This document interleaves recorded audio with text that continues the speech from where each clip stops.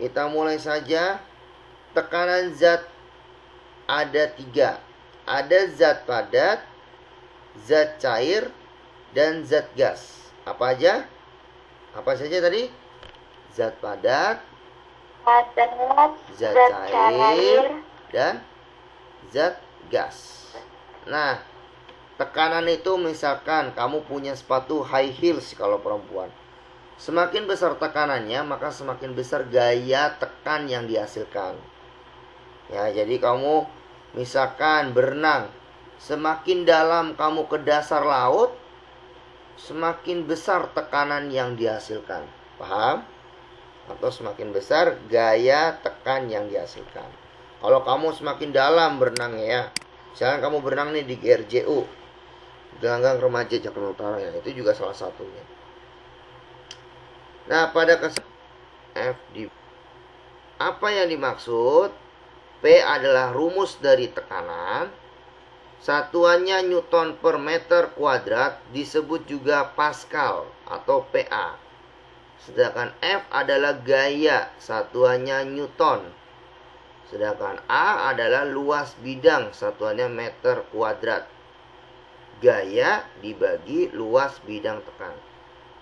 Nah, contohnya ketika berjalan di tanah berlumpur, lebih mudah menggunakan sepatu boot agar tidak masuk ke tanah lumpur daripada menggunakan sepatu dengan pijakan sempit. Jadi itu salah satu contohnya. Banyak contoh tekanan. Ya, bukan tekanan batin, bukan. Tekanan dari benda.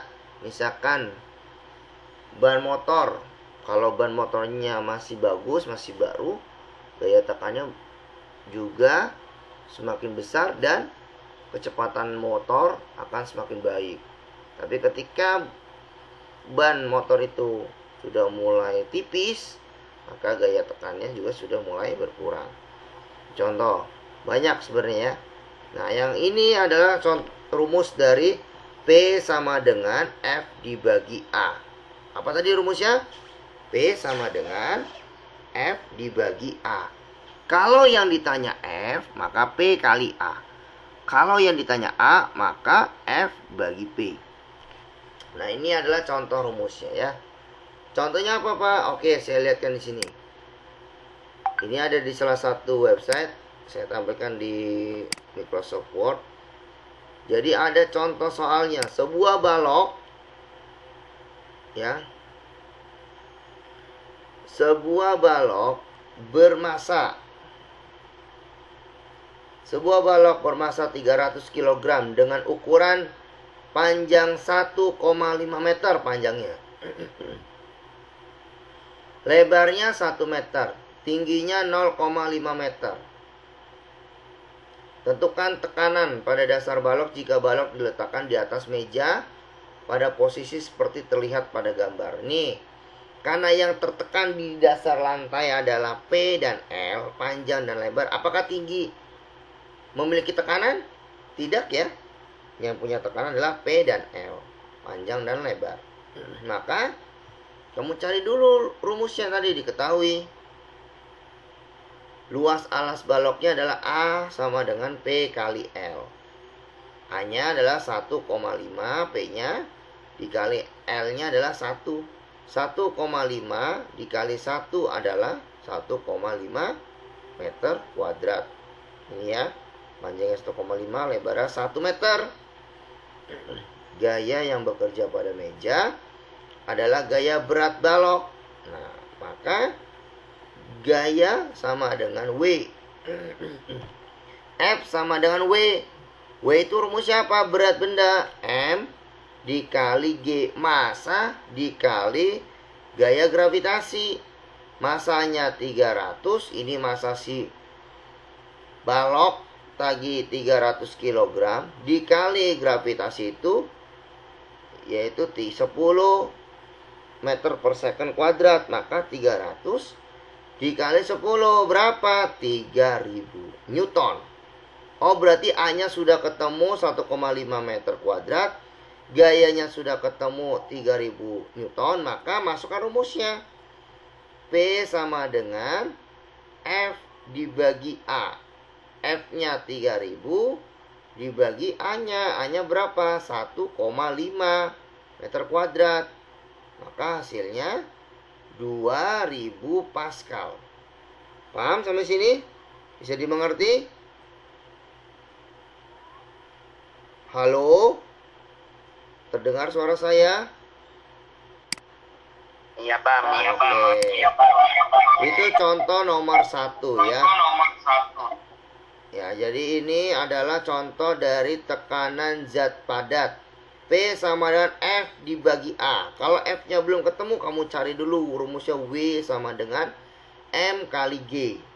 Ya, kalau misalkan di sini masanya masih 300 gram, maka diubah ke kilogram. Karena sudah kilogram maka nggak usah diubah-ubah. Ya, itu dia. Kita lanjutkan kembali ke sini rumusnya tadi. P sama dengan F bagi A. Yang kedua, tekanan zat cair. Atau kita kenal ada yang namanya hidrostatis. Hidro itu air. Tekanan hidrostatis adalah kedalaman zat cair dan massa jenis zat cair mempengaruhi tekanan yang dihasilkan oleh zat cair. Semakin dalam zat cair, semakin besar pula tekanan yang dihasilkan. Ingat itu. Semakin besar massa jenis zat cair atau kita kenal namanya rho, semakin besar pula tekanan yang dihasilkan. Ini dia rumusnya. Pada zat cair, gaya lambangnya F disebabkan oleh berat zat cair lambangnya W yang berada di atas benda. Sehingga rumusnya adalah ini. P sama dengan W dibagi A. W itu berat bendanya ya. Nah, kalau diketahui berarti W sama dengan M kali G. M kali G. Sedangkan massa itu rumusnya adalah massa benda Rho kali V. Rho itu massa jenis zat cair ini. Dikali volume air V. Sedangkan V sama dengan H dikali A. H itu ketinggian volume air dikali luas bidang tekanan zat cair A. Nah, maka disimpulkan dulu rumusnya. P sama dengan Rho dikali G, RHO tulisannya Rho dikali G kali H dikali A. Nah, jadi Rho kali G dikali H dikali A dibagi A. Maka karena A-nya sama dicoret dua-duanya.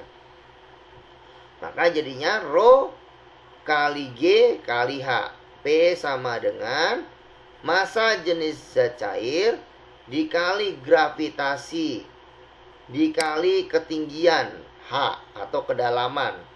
Maka rumus yang dipakai adalah ini zat cair. P sama dengan Rho dikali G dikali H. Jadi rumusnya yang ini ya. P sama dengan Rho kali G kali apa sih keterangannya? P adalah tekanan, satuannya Newton per meter kuadrat. Sedangkan M adalah massa benda, satuannya kilogram. Sedangkan Rho adalah massa jenis zat cair, satuannya kilogram per meter kubik atau pangkat 3. G adalah percepatan gravitasi, satuannya meter per second kuadrat. Sedangkan H adalah tinggi zat cair, satuannya meter. Dan volume adalah meter kubik. Nah, ini adalah keterangan dari rumus ini. Rho kali G kali H. Tekanan hidrostatis penting dalam merancang struktur bangunan, penampungan air, seperti pembangunan bendungan untuk PLTA, pembangkit listrik tenaga air.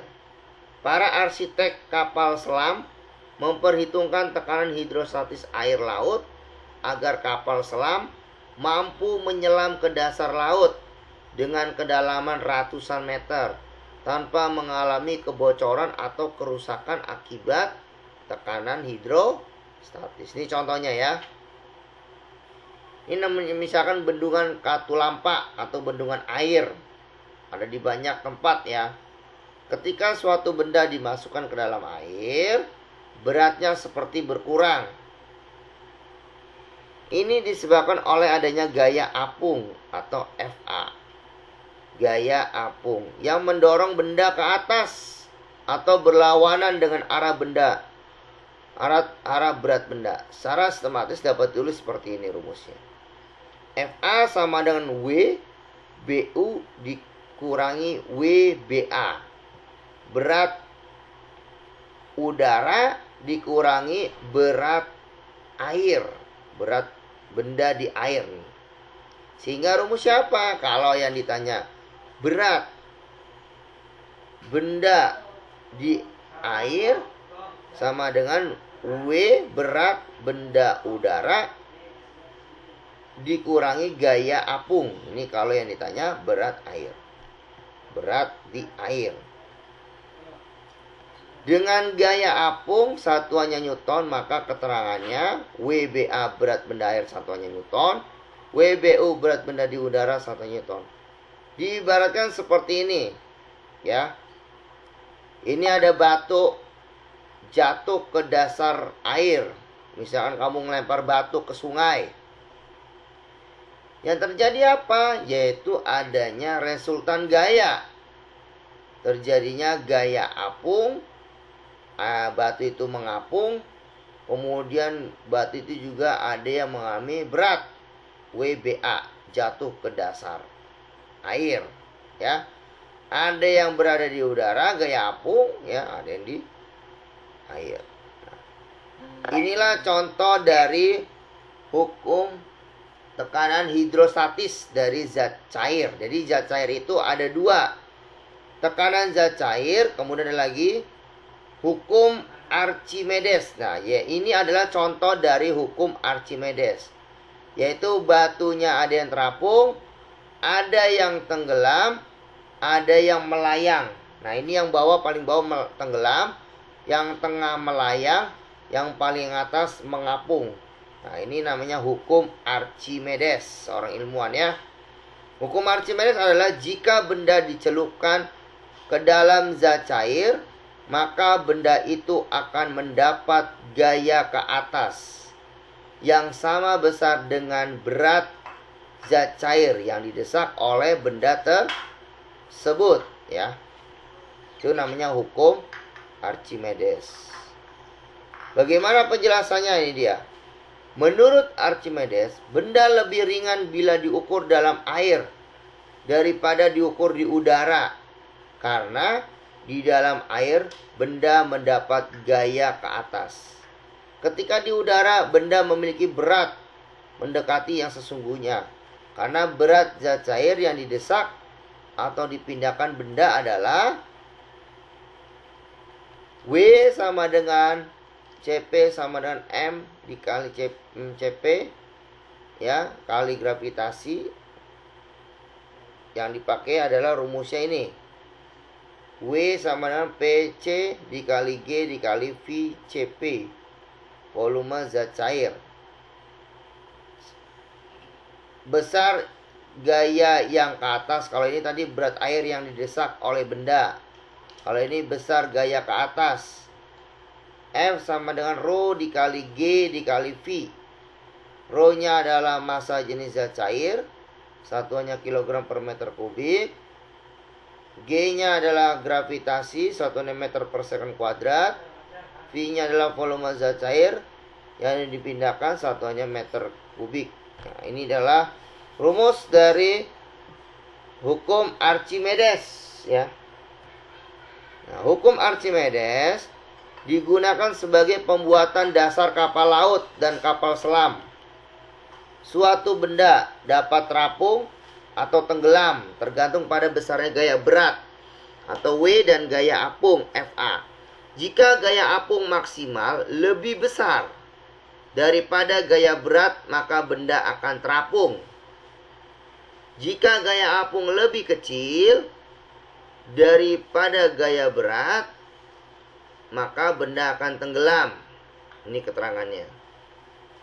Kemudian yang kedua, Jika gaya apung maksimum sama dengan gaya berat, maka benda akan melayang.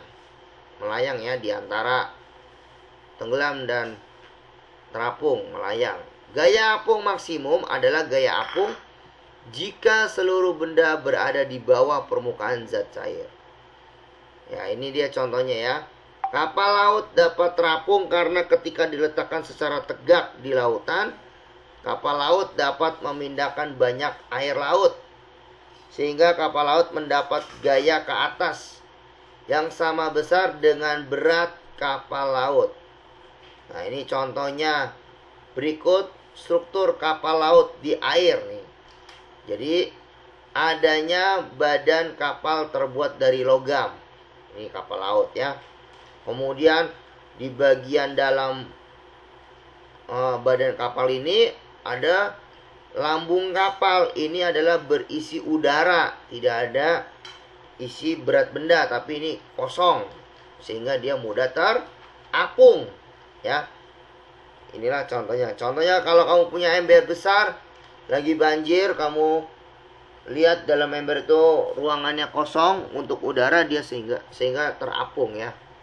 Contohnya, kapal selam dapat terapung, melayang dan tenggelam di laut karena berat kapal selam dapat diperbesar dengan cara memasukkan air ke dalam badan kapal dan dapat diperkecil dengan cara mengeluarkan air dari badan kapal. Itu namanya kapal selam. Jadi kalau mau tenggelam, dia masukkan air ke dalam kapalnya.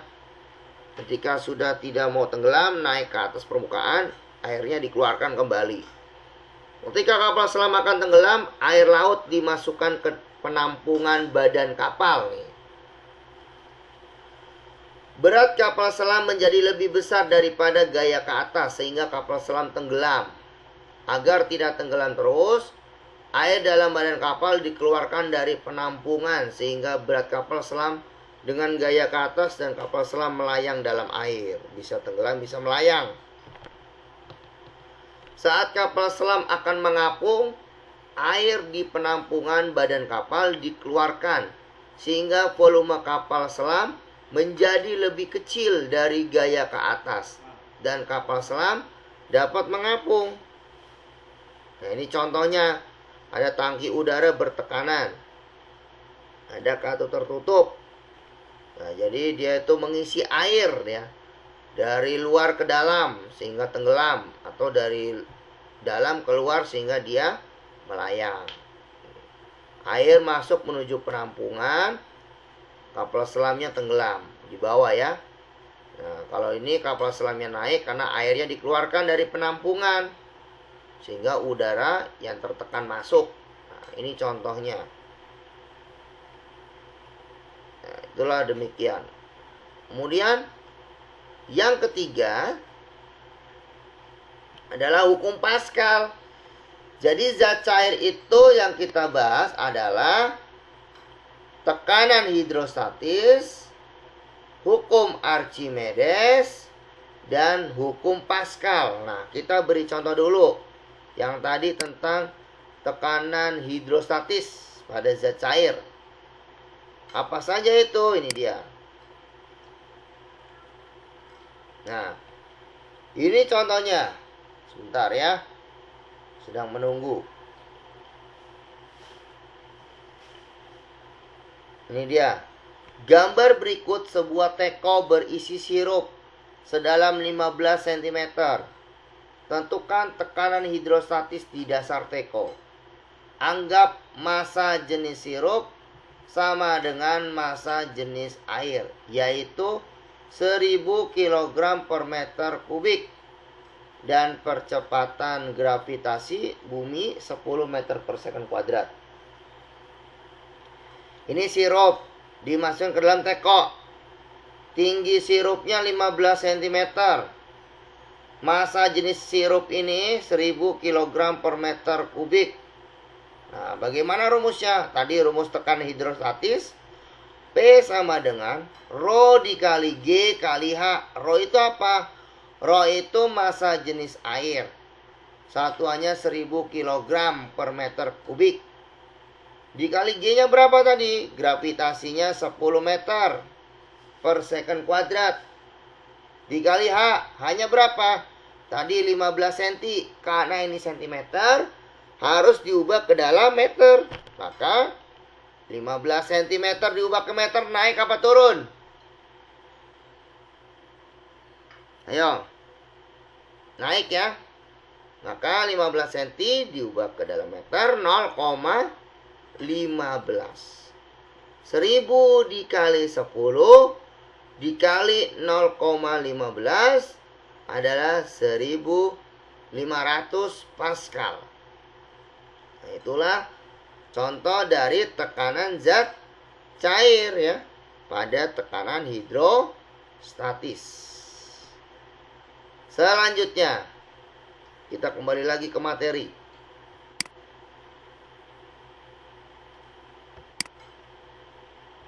Nah, ini dia. Yang ketiga, tadi tekanan zat cair ada 3 ya. Ada tekanan hidrostatis, ada hukum Archimedes. Contohnya tadi terapung, tenggelam, melayang. Ada lagi yang ketiga, namanya hukum Pascal. Hukum Pascal adalah tekanan yang diberikan pada zat cair dalam ruang tertutup akan diteruskan ke segala arah dengan sama besar. Penerapan dari hukum Pascal yaitu pompa hidrolik. Berikut model pompa hidrolik. Ini dia. Ini ada gaya ke-1. Kamu tahu pompa hidrolik kalau kamu pernah cuci motor, cuci mobil ya. Itu ada papan hidrolik untuk mengangkat mobil, mengangkat motor dicuci. Itu banyak ya. Ini ada gaya 1. Terjadinya A1 ya, luas bidang tekan menuju ke tekanan ke kanan. Terjadilah tekanan kedua, yaitu luas bidang tekan kedua dan menghasilkan gaya kedua. Jika penampang luas A1 diberi gaya dorong F1, maka tekanan yang dihasilkan adalah P sama dengan F1 dikali A1 nih, karena ada tekanan dari arah kiri nih. Dibagi A1. Menurut hukum Pascal, tekanan diteruskan ke segala arah dengan sama besar, termasuk ke luas penampang A2. A2 muncul gaya angkat kedua. P sama dengan F2 dibagi A2.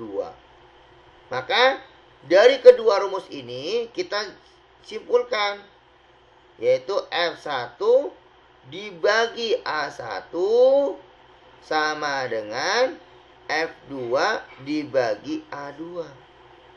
Nah, maka rumusnya ini F1 per A1 F2 per A2. Atau kalau yang ditanya adalah gaya kedua, misalkan nih gaya keduanya belum diketahui ya, maka rumusnya F2 sama dengan A2 dibagi A1 dikali F1. A2 dibagi A1 dikali F1. Nah, F2 sama dengan A2 dibagi A1 dikali F1. Ini contohnya. Kalau yang ditanya F2, kalau tanya F1 juga sama. F1 sama dengan A2 dibagi A1 kali F2. Ini tulisannya sama ya. Harusnya ini F1, ini F2. Itu kalau yang ditanya gaya. Paham? Dengan demikian rumusnya adalah P sama dengan tekanan, satuannya Pascal, karena ini membahas hukum Pascal. F1 dan F2 adalah gaya yang diberikan 1 Newton. Gaya pertama dan gaya kedua. A1 dan A2 adalah luas penampang 1 dan luas penampang kedua. Contoh soal hukum Pascal, apa ini? Nah, ini dia. Contohnya ya. Luas penampang kecil A1 besarnya 1 cm kuadrat akan diberikan gaya kecil F1 sebesar 10 Newton. Sehingga menghasilkan tekanan P sebesar 10 Newton per cm². 10 Newton tuh gayanya. Kemudian tekanan tersebut diteruskan keluar penampang besar A2. Besarnya 100 cm². Berapakah gaya yang dihasilkan pada luas penampang A2? Nah, maka yang ditanya adalah gaya yang dihasilkan pada luas penampang A2. Berarti kamu cari gayanya, berapa gaya kedua. Maka rumusnya tadi F2 sama dengan A2 dibagi A1 dikali F1. Maka A2-nya berapa tadi? A2-nya adalah 100 cm², ya enggak? A1-nya berapa? A1-nya 1 cm². Dikali gaya. Gayanya 10 Newton. Maka 100 dikali 10 dibagi 1 sama dengan 1000 Newton. Maka gaya kedua yang dihasilkan pada luas penampang A2 adalah 1000 Newton. Newton itu satuannya gaya ya. Paham sampai sini? Jadi, dengan memberikan gaya pada luas penampang kecil, mampu menghasilkan gaya 1000 Newton pada luas penampang besar A2. Berdasarkan prinsip inilah, sehingga pompa hidrolik dapat mengangkat mobil ataupun motor. Misalkan pada saat kamu nyuci motor tuh, ada kan papan hidrolik. Atau misalkan ban mobil bocor, diangkat pakai kempa hidrolik sehingga bannya bisa dicabut, ya, copot ya. Nah, ini contohnya. Jadi jawabannya adalah gaya keduanya 1000 Newton. Itulah penjelasan dari tekanan zat cair, dari tekanan hidrostatis, hukum Archimedes, dan hukum Pascal. Sekarang yang ketiga. Yang ketiga adalah kita bahas tekanan gas. Tadi ada tekanan zat cair, zat padat, tekanan zat cair ya. Yang ketiga tekanan zat gas. Ini gas contohnya. Ketika air dalam Erlenmeyer ditutup dengan balon karet, kemudian dipanaskan, akan membuat balon karet mengembang. Ini terjadi karena partikel gas dalam Erlenmeyer menerima kalor dari pemanasan. Akibatnya, gerakan partikel gas dalam Erlenmeyer semakin cepat dan terjadilah pemuaian sehingga tekanannya diperbesar. Ini ada tabung Erlenmeyer ya. Ini tabung Erlenmeyer dipanaskan dengan Bunsen namanya. Kemudian dimasukkan spiritus. Nyalakan apinya. Ternyata ada gas. Mendidih, gas itu dapat membuat terisinya balon. Ya. Menjadi besar balon tersebut. Tekanan dalam Erlenmeyer diteruskan sama besar menuju balon. Sehingga tekanan di dalam balon lebih besar daripada tekanan gas di luar balon, yang mengakibatkan balon mengembang membesar.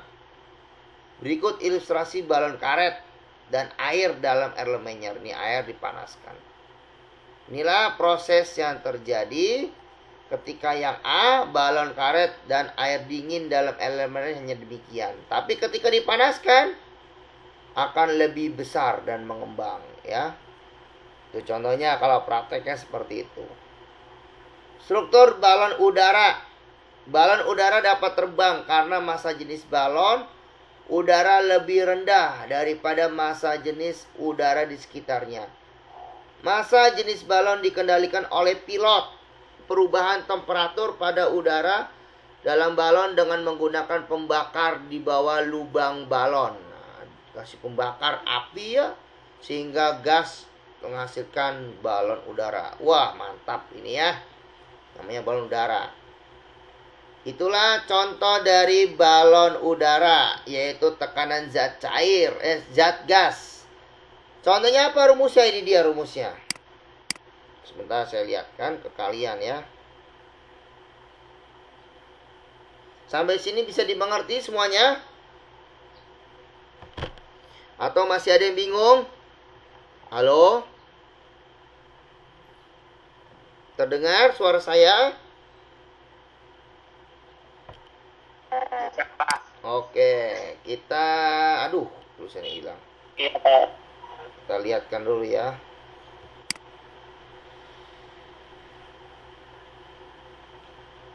Nah, ini dia.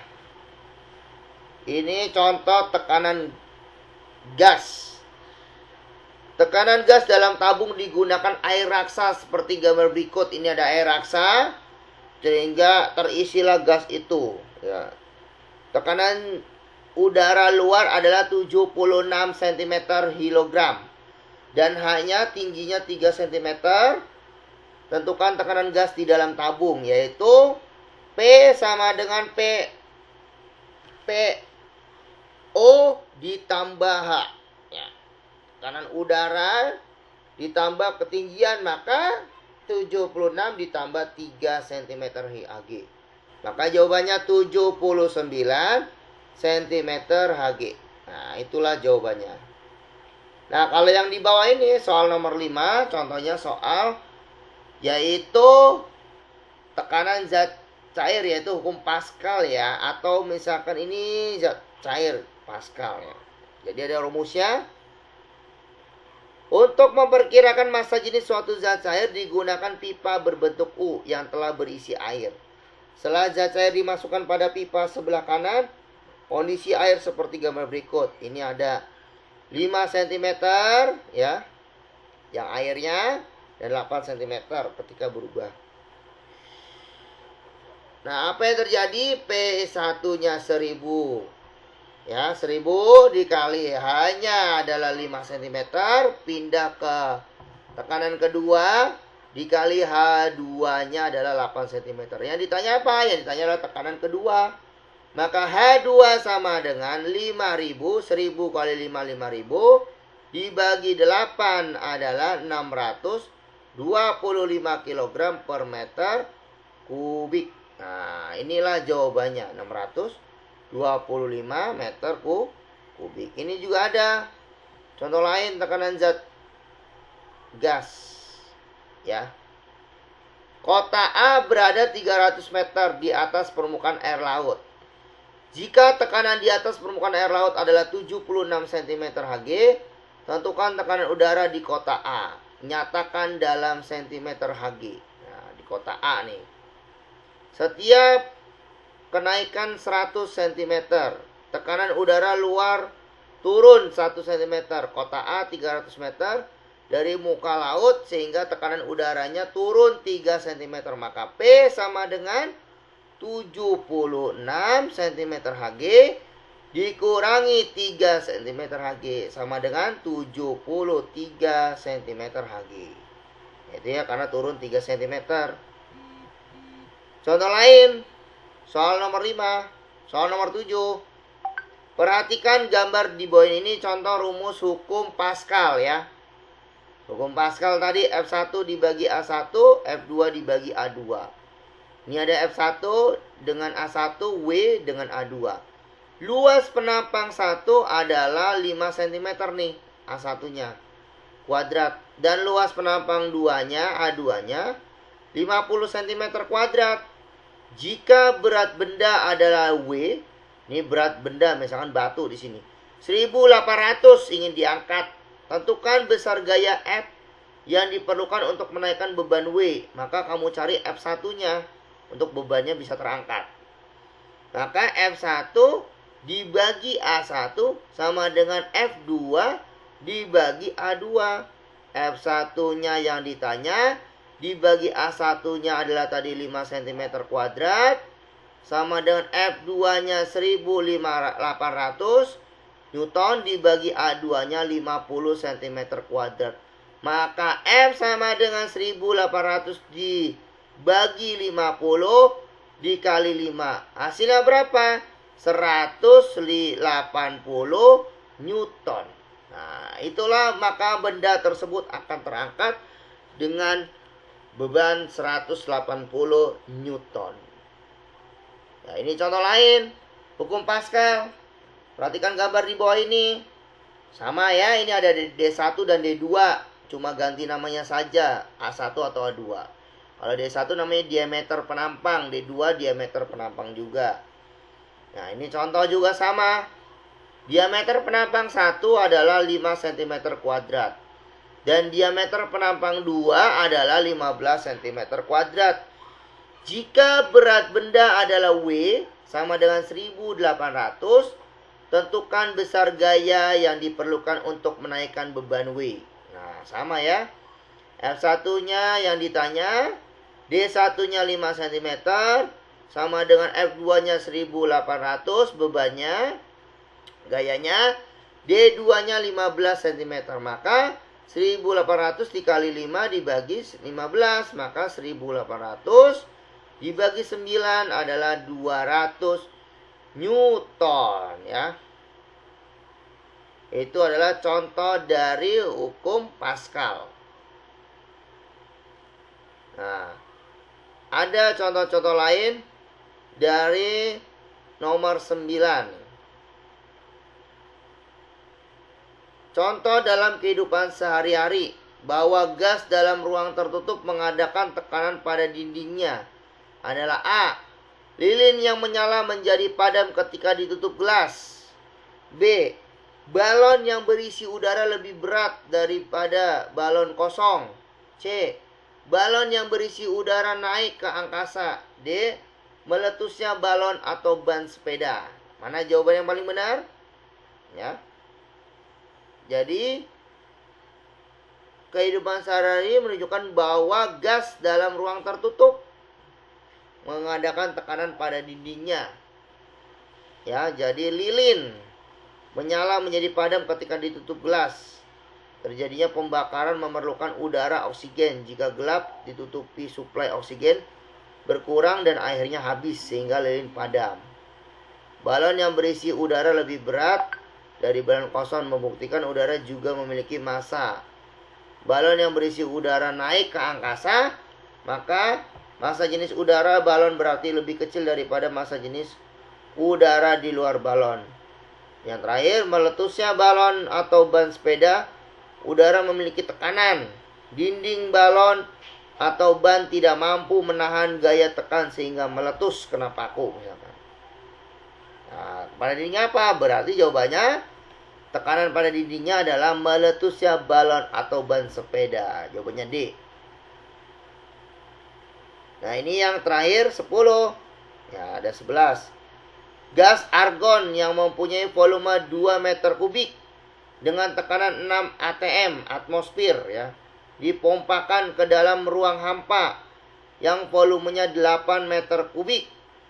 Tekanan gas argon tersebut menjadi A. 24 atm atmosfer, B. 14 atm, C. 4 atmosfer, D. 1,5 atmosfer. Nah, ini jawabannya apa? P1 dikali V1. Ini rumusnya gas, tekanan gas ya. P1 dikali V1 sama dengan P2 dikali V2. P1 itu tekanan pertama, V1 volume pertama, P2 tekanan kedua, V2 volume kedua. V1-nya berapa? 6 atmosfer dikali V1-nya 2 meter kubik. P2-nya adalah yang ditanya, sedangkan V2-nya 8 atmosfer. Maka P2 sama dengan 12 ya. 6 kali 2 12 dibagi 8. 12 bagi 8 berapa? 1,5 atmosfer. Jadi jawabannya apa? P2 yaitu 1,5 atmosfer. Soal terakhir, 4 buah benda dengan bentuk yang berbeda diletakkan di atas lantai. Ada yang bentuknya balok, kubus. Ada yang bentuknya trapesium. Ada yang bentuknya segitiga kebalik. Ada yang bentuknya persegi panjang kepotong di tengahnya. Ada kakinya 2. Nah, pertanyaannya adalah tekanan paling kecil yang dialami lantai diakibatkan oleh benda nomor A1, B2, C3, D4. Mana gambar yang paling benar? Tekanan yang paling besar, yang paling kecil. Tekanan 1, 2, 3, 4. Yaitu nomor 2.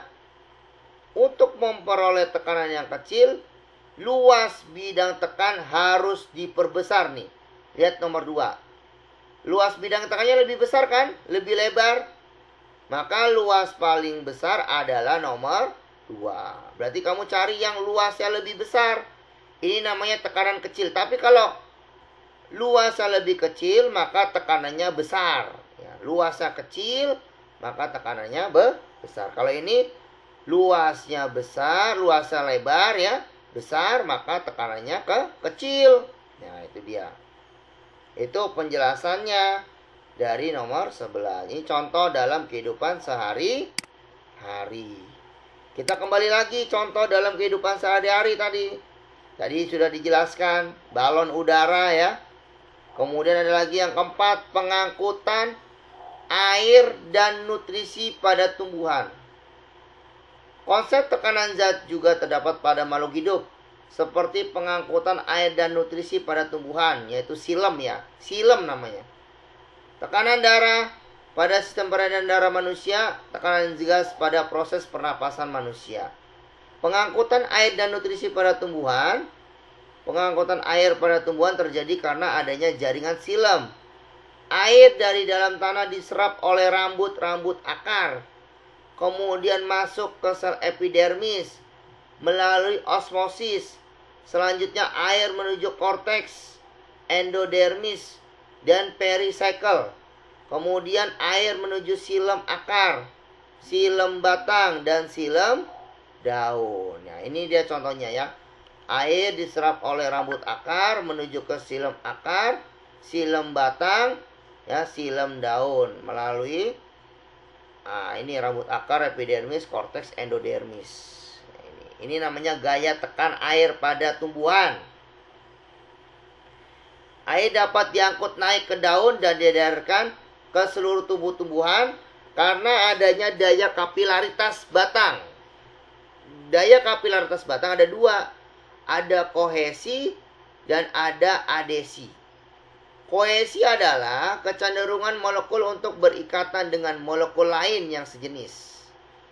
Adesi adalah kecenderungan molekul untuk berikatan dengan molekul yang tak sejenis. Kalau kohesi yang sejenis, kalau adesi yang tidak sejenis. Air dimanfaatkan dalam fotosintesis. Di dalam daun, air mengalami penguapan atau transpirasi. Penggunaan air oleh daun akan menyebabkan terjadinya tarikan terhadap ari dalam silem, sehingga terhadap air dalam silem, sehingga air di dalam akar dapat naik ke daun. Terjadilah namanya penguapan atau transpirasi. Jadi kalau kamu lihat pagi hari, ada daun yang menguap, di bagian helaian daunnya seperti ada air.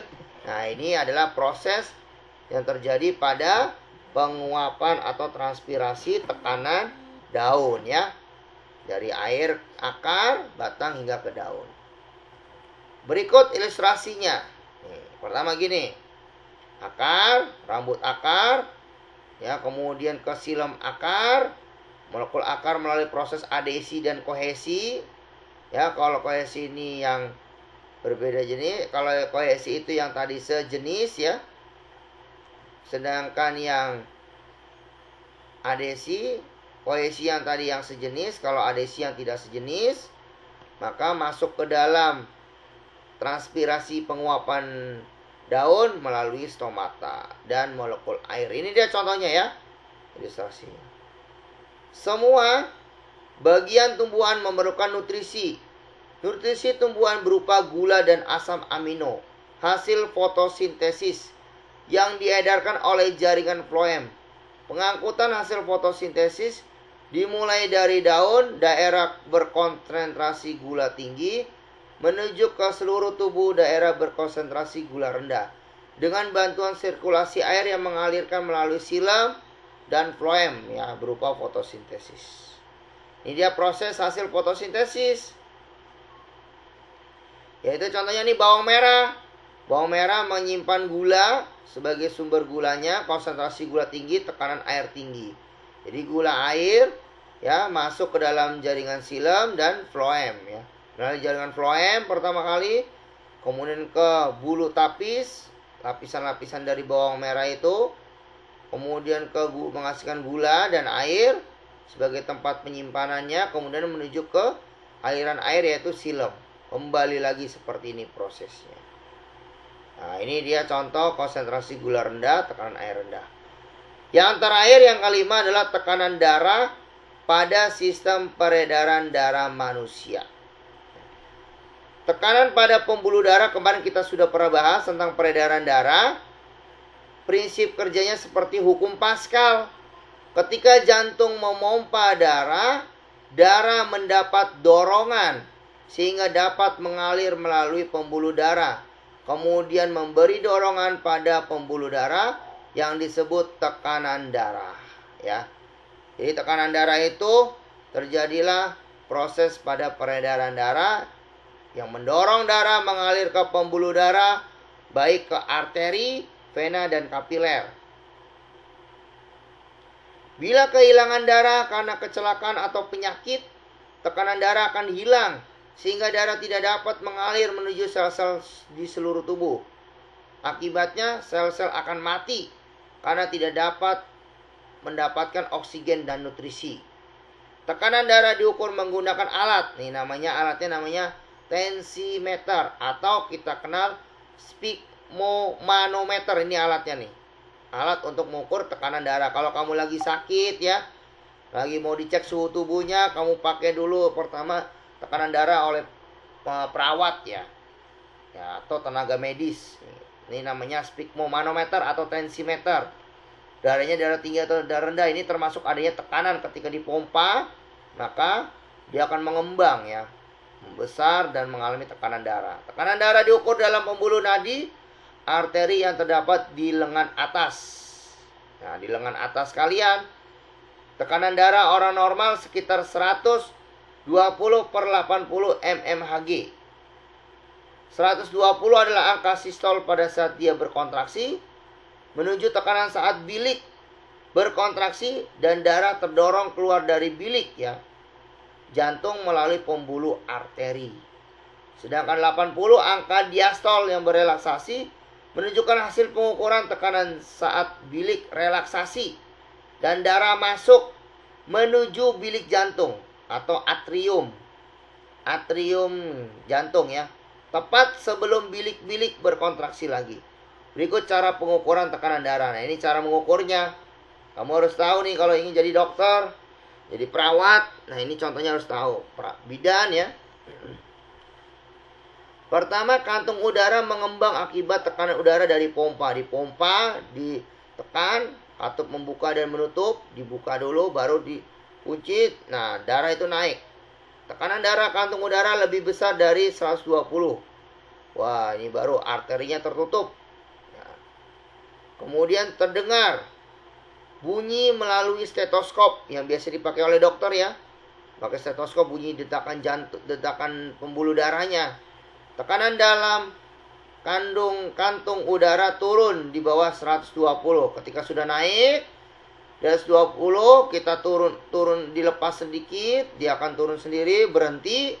Ketika bunyinya terhenti di dalam stetoskop, maka tekanan darah kantung udara turun di bawah 70. Oh, berarti tekanan darahnya hanya 70. Nah, inilah penjelasan bagaimana prosesnya. Ketika sampai di atas 120, dia akan turun sendiri. Ketika Dokter itu mendengar bunyi berhentinya tekanan, sehingga berhentilah sampai 70.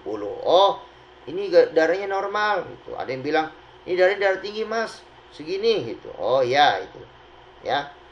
Itulah yang diterapkan pada hukum Pascal. Tekanan yang diberikan pada zat cair dalam ruang tertutup akan diteruskan ke segala arah dengan sama besar. Begitu pula tekanan darah pada aorta atau pembuluh darah, pembuluh nadi pertama ya, aorta, sama dengan tekanan pada arteri atau pembuluh nadi pada lengan atas. Itulah yang terjadi pada proses peredaran darah. Yang terakhir adalah tekanan gas, yang keenam. Pada proses pernapasan manusia, dalam paru-paru, yaitu alveolus, terjadi pertukaran gas oksigen dan karbon dioksida secara difusi, yaitu perpindahan zat terlarut dari daerah berkonsentrasi dan bertekanan parsial tinggi ke daerah berkonsentrasi dan bertekanan parsial rendah. Setiap menit paru-paru dapat menyerap sekitar 250 ml oksigen dan mengeluarkan karbon dioksida sekitar 200 ml. Nah, tekanan parsial adalah tekanan yang diberikan oleh gas tertentu dalam campuran gas tersebut, yaitu tekanan oksigen dan karbon dioksida yang terlarut dalam darah.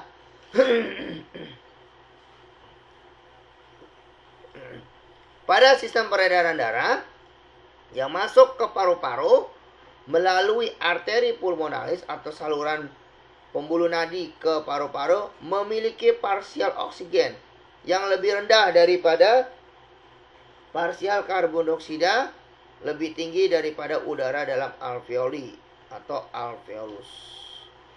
Ketika darah memasuki kapiler alveoli, karbon dioksida dalam darah berdifusi menuju alveoli dan oksigen dalam alveoli berdifusi ke dalam darah.